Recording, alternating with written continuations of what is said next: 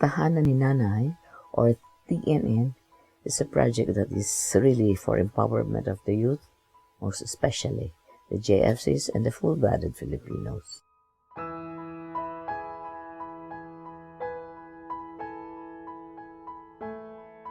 At first, really, this project that came into my mind is because I myself have a JFC in my own family, my own granddaughter who was abandoned by the father, and I am here to help those kind of children.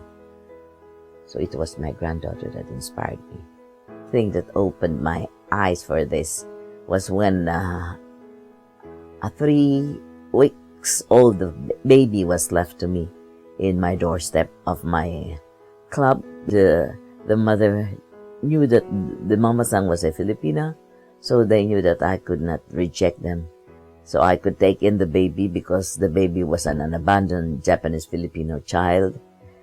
She brought the baby to a place of undocumented Filipinos. It was a news before that time that took care of the baby, because I cannot do that every day because I have my own duty as the mama sang.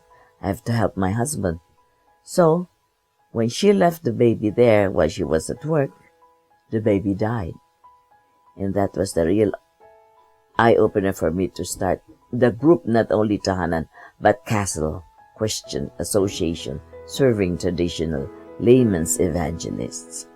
Just come to my place, approach me regarding their problems, because it was word by mouth that they knew that there was a Filipina mama sang who lives here in Hiray and who listens to problems. Madami po akong napagdaanan na paghihirap dun po sa bahay ng tatay ko. Natatakot din po kasi ako dun sa tatay ko. Ang panakot niya po, papauwiin na lang daw po ako sa Pinas kung ayaw ko magpakasal sa hapon. Kaya po gumawa po ng way yung mama ko. Nag-aalala din po siya kasi natatakot po ako dun sa kanila.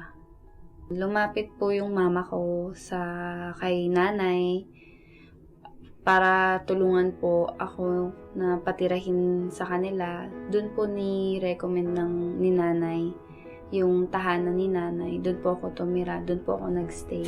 We help these young people by listening to them, giving them, let's say, the peer-to-peer counseling, and we ask them to do whatever in field they will be interested to. If they have to go home for repatriation, and then they have no place to stay, and they have to fix their documents, they can stay with me. The embassy, the assistance to national, they would ask me to have them housed in TNN. Malaki yung pasasalamat ko kala nanay kasi natulungan niya ako sa visa ko. Meron akong natirahan nung nire-reject ako ng tatay ko. Napaglaban yung visa ko as child of a Japanese. Legal na yung pagsistay ko dito sa Japan. Wala nang hirap.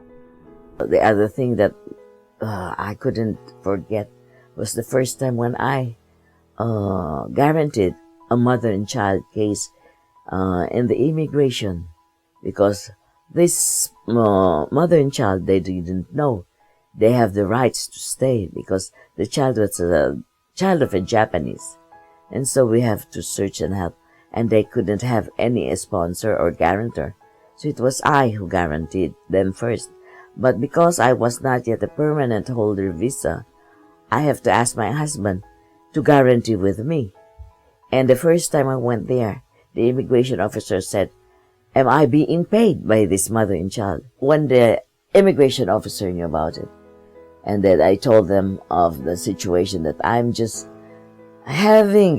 lending my hand for this mother and child, helping them to cross the bridge so they'll have a new life. And that day on, that I could not forget, was when the visa was handed to this mother and child, and the mother was crying, and they was telling me, "Oh, Nanay, what can I give you?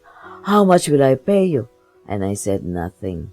Yeah, the happiness I saw in your eyes when the visa was handed to you, money cannot buy. But I will ask only one thing from you.